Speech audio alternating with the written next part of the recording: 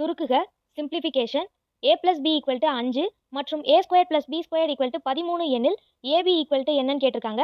இப்போ கேள்வியை வந்து நல்லா புரிஞ்சுக்கோங்க.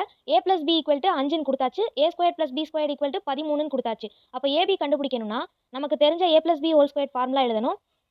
a + b² = a² + b² + 2ab.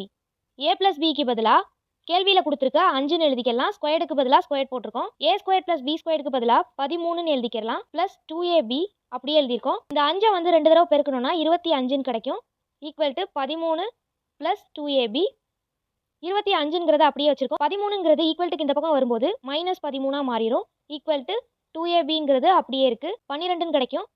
Equal to abங்கிறது மட்டும் இந்த பக்கம் இருக்கு. இந்த 2ங்கிறத ஈக்குவல்ட்டுக்கு இந்த பக்கம் கொண்டு வரும்போது பெருக்கலா உள்ளது வகுத்தலா மாறும். இப்போ கேன்சல் பண்ணோம்னா 1 2 6 2 12. அப்போ ஆன்சர் என்னது?